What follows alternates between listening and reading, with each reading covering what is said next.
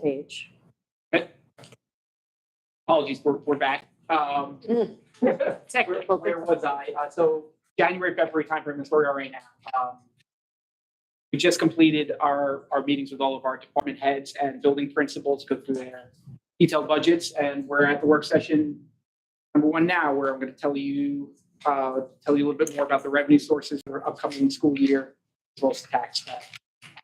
Throughout the rest of the month of February, we're going to be working through our staffing needs, set through central administration, any consideration of new enhancements that we add to the budget, develop a list of capital projects, which may or may not require voter authorization. So if we're going to fund capital projects in the future using a restricted reserve, that will require voter authority to do so. And then ultimately, this culminates in a preliminary draft budget being sent to the superintendent and then the Board of Education. This year, a new enhancement we put in our budget development cycle is we're going to be having an offsite budget retreat with the Board of Education to go through a detailed review of the 26-27 proposed budget.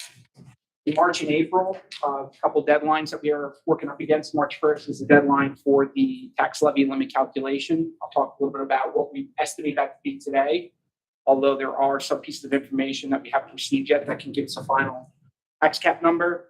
Our second budget work session will be March 17th, in which case at what point we'll be doing a little bit more detailed review on the expense side of the house, final decisions on voter propositions, and then the budget hearing notices go out and the budget gets adopted in April, and hearing happens on May 5th. Budget vote date this year is May 19th, 2026. So school budget, the East Rockaway school budget, 75% of the budget is effectively salaries and benefits. Our product is our people. So as you would expect, salary and benefits for our staff makes up the majority of our school budget annually. For 25-26, our budget was $25.6 million for all of our staff, inclusive of teachers, administrators, our non-instructional staff, our nurses, our custodial staff, our monitors, our teacher aides. For 26-27, assuming no changes in staff, we stay exactly the same as we are today.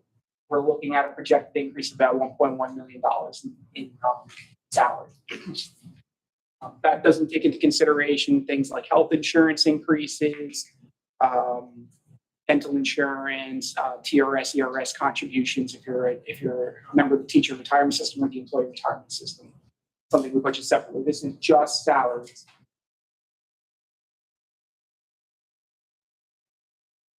Here's how the budget has historically been funded.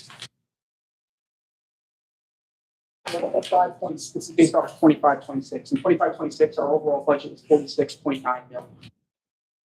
$10.1 million of that funded through state aid, which is about 21.5% of the budget.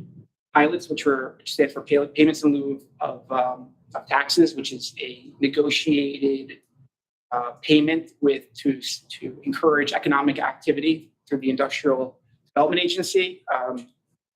For 25-26, that was about 1.5% of our budget. The property tax levy is the majority, as you'd expect, of support the overall school budget, 72.5% last year. And then the balance of the school budget is made up through local sources, which generally is non-resident tuition for students that are not residents of the East Rockaway School District, but are tuitioned in and take advantage of some of our special education or life skills programs. That's the majority of our local source of revenue. And then the balance is mostly interest that we accumulate on our cash balances in our bank accounts. Over the past couple of years, federal fund rates being higher, interest has been something that the district has leaned on to support some of the budget. Something that's going to start to deteriorate over time as interest rates come down, which has been happening over the past year. The last piece, and I'd be remiss not to mention, is the appropriate fund balance and reserves. This is effectively the district savings account. So appropriate fund balance is money that is in fund balance remaining from the previous school year applied to the next school year to reduce the burden on the taxpayer and keep the tax levy lower. Restricted reserves is money that was left over in previous school years that was put into a reserve for a specific purpose in the future. So the district has 5 or 6 restricted reserves, capital. We have a reserve for both our ERS pension contributions and TRS contributions, unemployment, what's could be considered to be accrued liability benefits for our employees. So things like when you retire, there's any retirement incentives. That is the type of reserve that can be used to pay for that. For 26-27, the state aid run that came out from Governor Hochul's initial proposal was better than last year. So the initial run is projecting about a $700,000 increase in foundation aid. You can see the year increases from 21-22 through the current year. 21-22, 22-23, 23-24 were the 3 years where they fully funded the foundation aid, and that's debatable whether, depending on who you talk to, whether it's the formula is fully funded. But in terms of what the formula was originally created to do, that's the first 3 years. They fully funded it. When they originally created the formula, the Great Recession hit right after that, and they practically slashed a portion of it.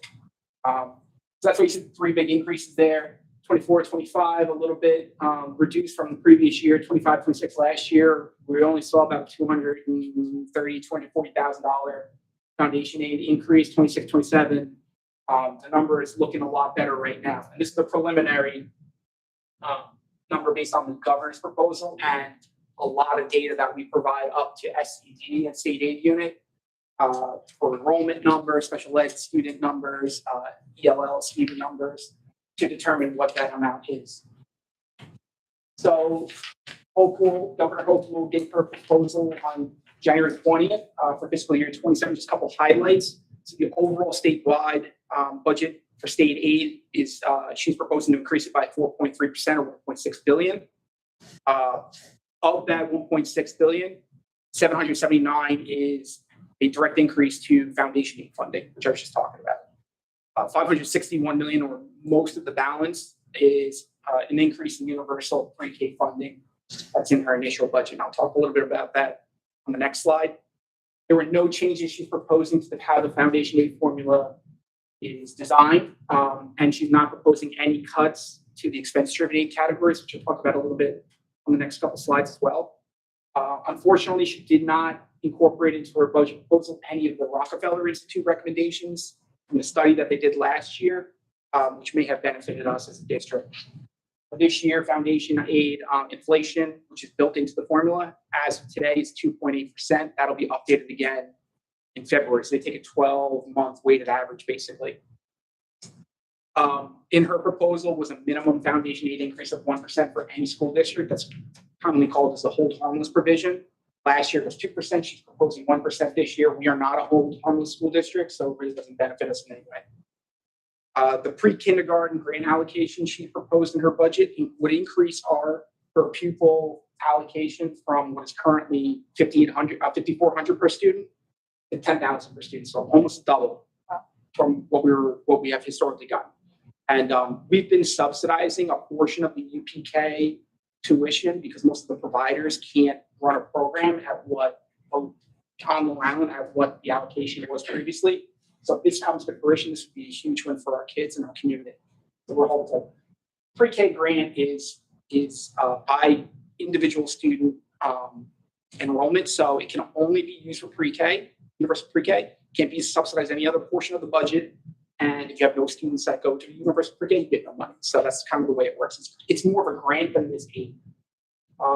And last but not least, there were a couple of other small items in her budget proposal that there's not much details on, but could be very beneficial. $9 million in new spending for high impact tutoring and math in high needs districts. How they're going to determine who's a high needs district versus a low needs district is to be determined.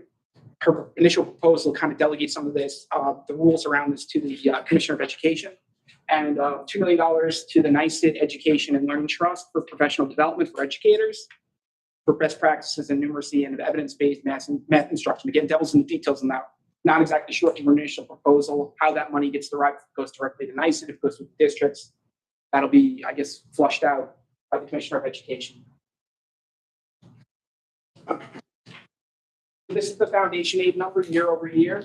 So last year, our foundation aid number was 6.49 million.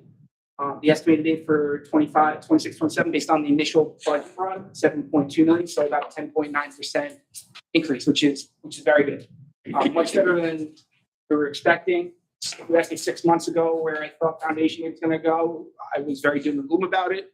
But the stock market held up pretty strong, which drives a lot of the income, state income taxes that are collected from those that are getting Wall Street bonuses, kept the state's financial position in a good place. So with that, we were able to get some additional state aid back to school districts.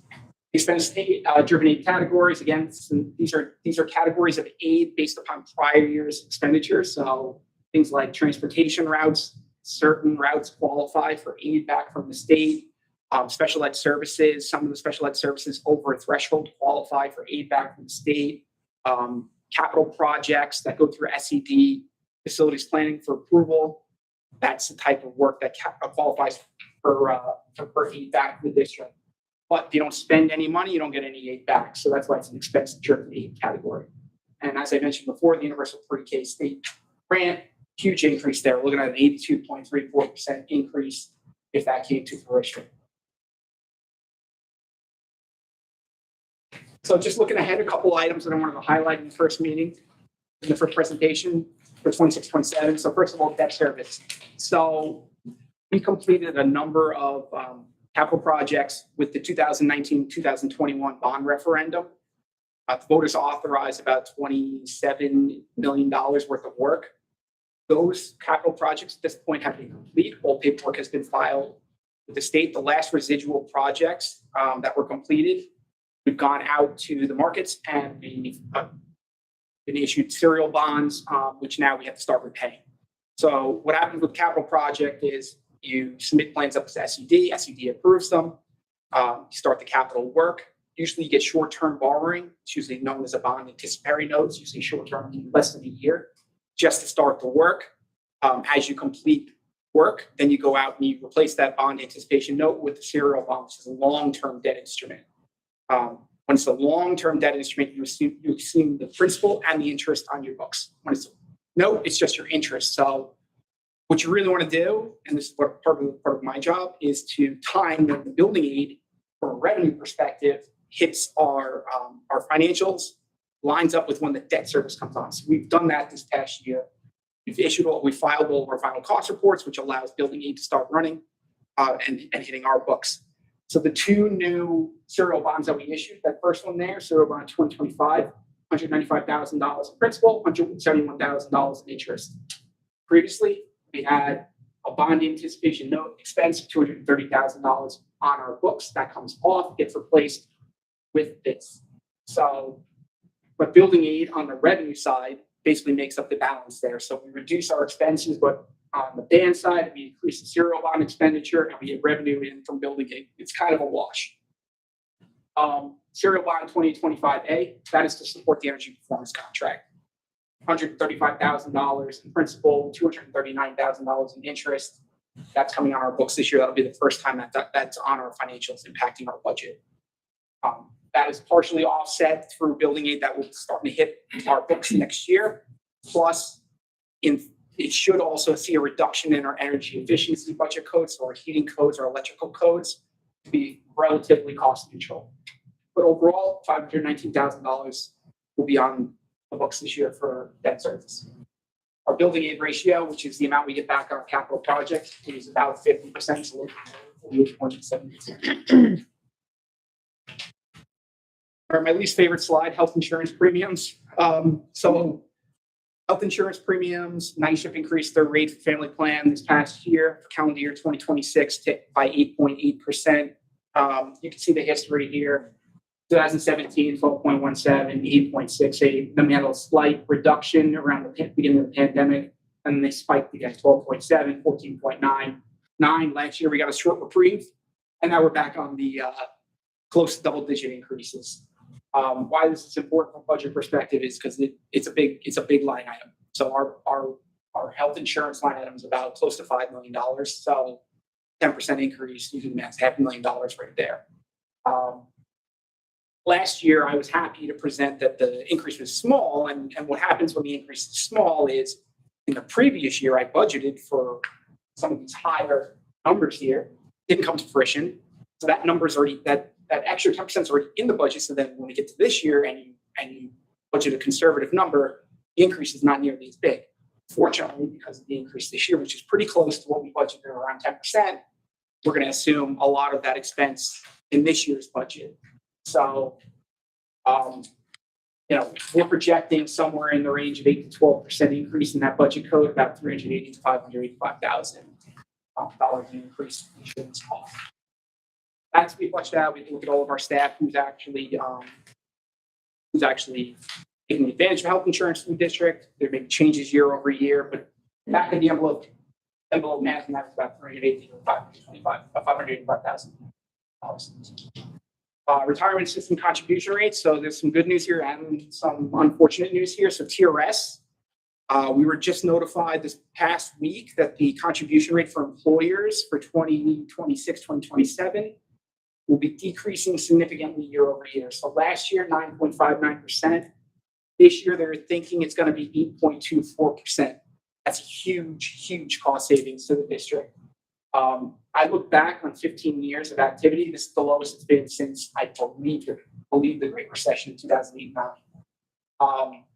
So an 8.24% rate, if that's what the contribution rate was for this budget year, that would have been a reduction of about $250,000 in budget, just to give you a sense of what a 1.5% increase on a TRS contribution rate equates to. So that's very positive news. On the flip side, you get some positive news, you get some bad news. The ERS contribution rate is going up again. So we had significant increases last year, a weighted average of 16.5%. That's expected to go up to 17.6%. More heavily weighted towards tier 4 employees. So any new employees, it's a smaller increase. It's about a 1% increase year over year from 12.6 to 13.6. But for tier 4 employee in ERS, the contribution rate is for an employer it goes from 19.3 to 21.1. It's a huge number. Just equate it to dollars. If this was the rate we had for this year, that's about a $65,000 increase from where we are currently. So this is the history for the past about 10 years of inflation and where we've been in terms of going out with the property tax levy increase. And we try to be as fiscally responsible and conscious of the taxpayer as possible. You can see over the past 5 years, we've proposed tax levy increases of less than 2%, even with inflation being pretty high. We were able to do that for a couple of those years because of the foundation aid formula being fully funded and extra revenue coming in from the state. It's getting more and more challenging, quite frankly, to do that going forward. So it's something that we're monitoring closely. But I think this chart kind of shows it. So this gives the history of how we funded our budget. If you go back to fiscal year 2019,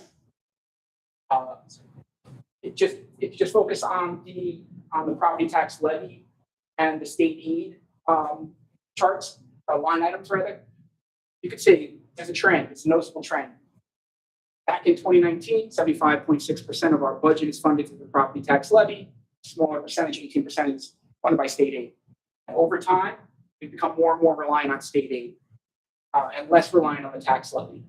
That's allowed us to keep the tax levy percentage increase minimal, moderate, so modest increases over the past 5 years. Now that the foundation aid formula has been fully funded, it's going to be harder and harder to do. So we have to take a hard look at our budget and make sure it's designed in a way that manages this risk here. So in terms of the property tax levy cap, so New York State is tax cap in terms of how much we can rely on the property tax levy and increase it year over year. Is something that Andrew Cuomo put in place when he was the governor. For 25, 26, the tax levy increase that we put out and the voters approved was 1.95%, or a $651,000 increase. For 26, 27, the estimated tax levy cap, based on all the information I have today, is 2.88 or $981,000. Now that the tax levy cap calculation, there's a couple of factors that are just given to us by the OSC, namely the tax base growth factor, which is The OSC is a calculation of the ability of the tax base to be able to absorb an increase in taxes.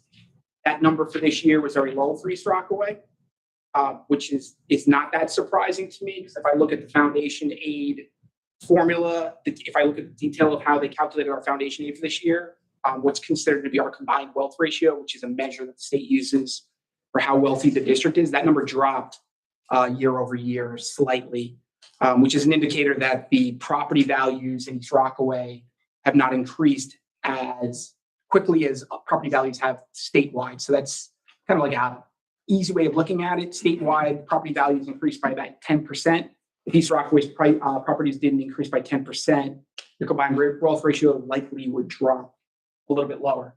When your combined wealth ratio is lower, that's an indicator that your tax exposed factor would also be lower, because those movements should be in sync with each other. The reason why we don't have a final tax levy cap number right now is a couple of things. BOCES has to provide us with capital exclusion numbers. We haven't received that yet. That's factor number one. Any new building state aid is included as part of the capital exclusion in the formula. So that needs to be contemplated. And we also have a restricted reserve for debt service. So we use any of that money to offset the cost of the budget. That also has an impact on the tax levy cap of reducing it, because it's factored into the overall formula. So suffice to say, 2.88 is what we believe it's going to be as of now, but that will be refined as we get farther into March and into finalizing the budget. All right, so this is the budget calendar for the rest of the year. So work session number 2, March 17th, it'll also be here at 6 p.m. Then we have April 21st, budget work session number 3, budget adoption. And then the budget hearing is scheduled for May 5th, 2026, a little bit earlier this year than in previous years. And as I mentioned before, the school budget vote actually is occurring on May 19th, 2026 this year. Polls are open in our high school from 7 a.m. to 9 p.m. At that point, I'll pause for any questions. I have a question. Do you think that we'll be able to get more state aid to open up more availability for the pre-K? I know you have mentioned that it's all to be determined. Do you think it's going to go that way? I think there's a vested interest at the state level in investments in early education and early learning. You never know how the legislature is going to contemplate the executive's proposal, but the fact that the legislature and the executive are both in the same party is a factor. I think that if I was saying year after year, so to me, I thought that would maybe be a positive thing. There have been steps in this direction that have happened. Usually the state, when they provide additional funding, they did it with universal free meals too. Opened it up to the lower needs districts first, provided some funding for that, and then I was successful, opened it up to everybody. So you're not spending everything in one shot, but you're moving towards it. That's what they've been doing with universal pre-K as well. So I would be very surprised if that doesn't end up in the final budget. Okay. They may tweak the number in terms of the allocation. At $10,000 per student, I mean, that's a significant bump. It helps the community-based organizations a lot too in this area. Like if you're in the tri-state, if you're in the boroughs, the counties that are adjacent to the New York City, it's high. It's just more expensive to run businesses here. The funding that districts are receiving on Long Island and Westchester, it really not enough to pay for full programs. So a lot of the community-based organizations were, it's a reality that the work's going to go away if you don't bid on it. They're using it as an opportunity to also not push, but sell some of their other products like before and after care. Okay. Services, et cetera. So yeah, to answer your question, I would be very surprised if it doesn't end up in the final budget. Sure. Even if the increase is 9,000, 8,000, it's still a win for us. Right. Okay. Thanks, Michael. You're welcome. Great presentation. Thank you. Thanks, Mike. Thanks, Mike. Thanks, Mike. That's it, right? Yeah. Okay. All right. At this time, can I have a motion to adjourn the work session and enter into executive session for contract negotiations? Motion. Motion by Mr. Thor. Second. Second by Mr. Laura. Is all in favor? Aye. All right. Motion approved. Good night, everyone. Good night. Good night. Wait.